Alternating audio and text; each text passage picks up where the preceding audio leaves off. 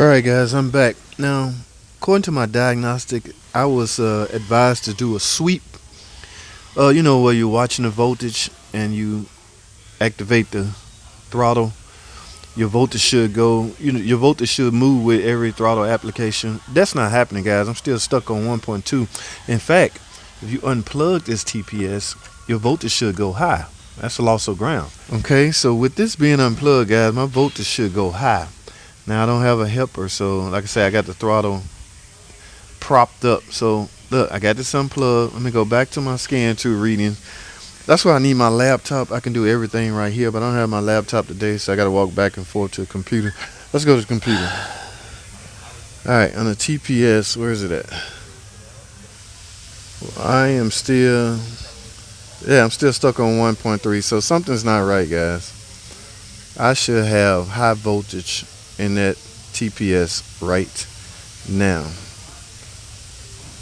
Intake air temperature, that's because I got it unplugged, but store, both of these should be active right now.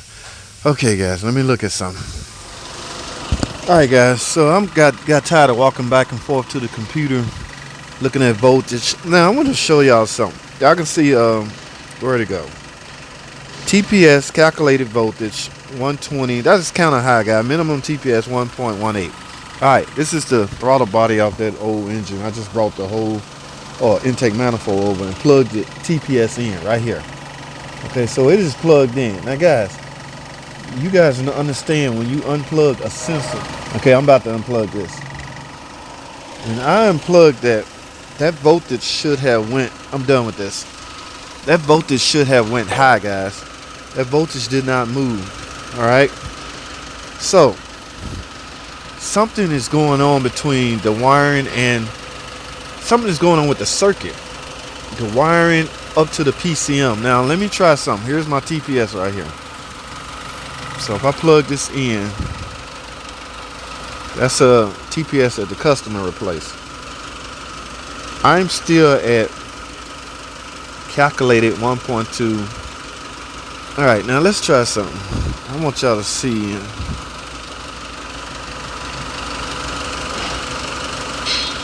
Oh, y'all saw that? Okay, when I move, hold on. Give me that back.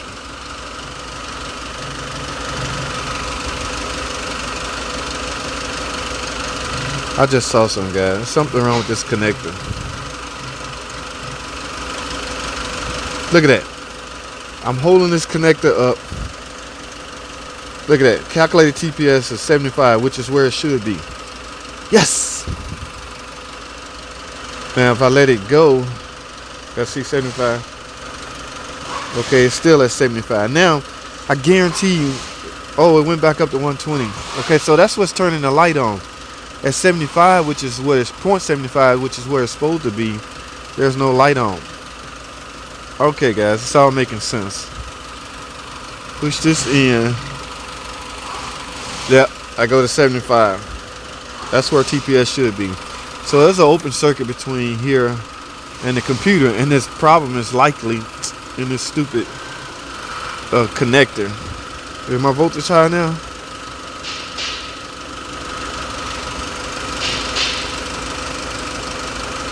Yeah, 120 might be default if unplugged. They might have a default standing. But, see, just regular like that, guys. Look at the voltage. Plugged in. Look at the voltage. Still 120. Accelerating. Let me accelerate.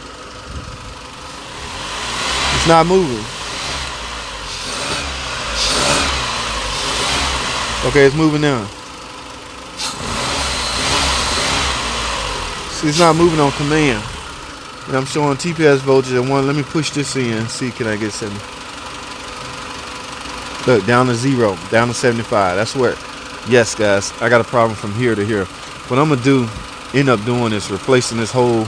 I guarantee you there's some breakage. I've seen these get flimsy, and just open contact. So I'm likely going to cut right here and replace this whole connector. Okay, no need to replace the part. In fact, they just had the part replaced. I just found the problem. Yes! I was about to pull out my breakout box and test from connector 1 to here, load test. I would have found it on the load test also, okay? That's the part that's time consuming, guys. If you're on commission, it's up to you, but I highly recommend you do that. I was gonna run a load test from two of those wires, the sensor and the 5-volt reference goes to the connector. The other one goes into a spliced ground. I was gonna run a load from here to here with my breakout box and see if the load holds. The load was likely gonna fail, which tells me I have a breakage somewhere, but I can see it visually now. I had to get my laptop is down, guys. Sorry you have to see the small screen, but we good. I need to repair this.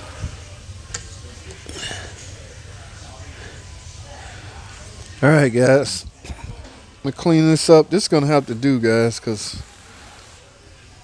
yeah, you can tell these wires are a lot stronger. You can tell the wires that's coming out of this connector on this car is very, very brittle. So instead of trying to repair this connector, yeah, I bet that's a break right there, guys. Y'all see that orange wire?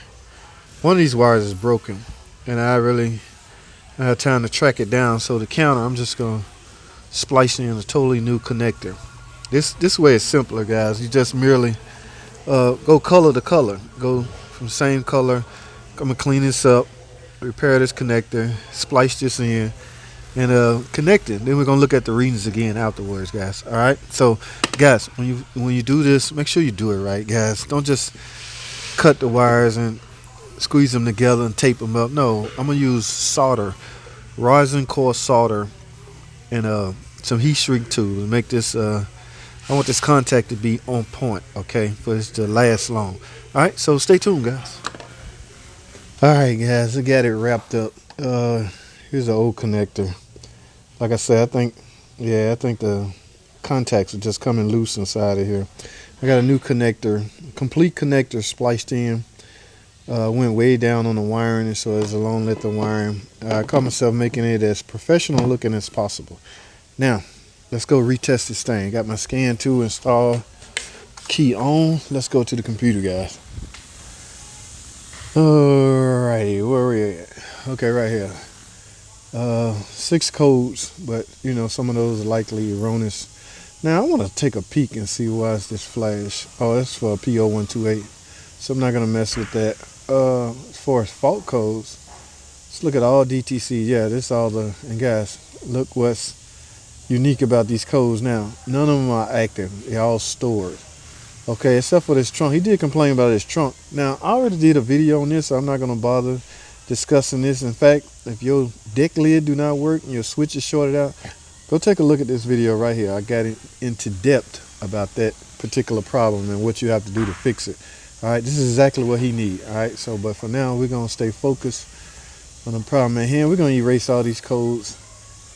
And then I'm going to go back to that data screen we was once at. Where is it? Topology, engine. The mere fact that the PCM box is blue tell me that the code is not active. Let's look on the data. Where is, look at that, guys. TPS calculated volts. I'm down to 0.75, which is right around where you should be. Before, I think calculated was 1.2 or 1.3 or something like that. I have to pull up the old footage. But what I'm going to do now is reset all of this. I'm going to reset memory. This is something I do every time. And what I'm going to do, I'm going to select all of them, okay? Adaptive numerator, TPS, fuel shutoff, engine runtime, fuel adapters, all adaptive memory. That's what I'm going to choose. And I'm going to hit continue. So everything has been reset. Now let's go back and look at data. Minimum TPS. There we go, 1.75. Now let me go start the car up. Remember, guys, this code was active. Okay, go back to the front and let's go start the car. Alright, guys, I got everything reset, the car running. PCM, no codes, guys. That is the #1 thing right there. And my minimum TPS calculated point, look at that, minimum down. After I reset it, I brought it back down to normal, so everything is normal. Now I'm about to go around the block and test drive. That should be it, guys. So I guess the moral of the story, what you can get out of this, like I say, every fault code does not necessarily indicate that particular part is bad. You have to do your testing, and in this case, I assume one of the guys, mechanic, did it. Okay, because they saw the code, you automatically assume it needed TPS. Well, I did not make the same mistake they did. I could have easily said, well, you need a new TPS, or you need a Mopar TPS, when in fact TPS not the problem at all. It's the wiring. It's in the circuit. All right, that's all I have. Thanks for watching. Comment, subscribe. I'll see y'all in the next video.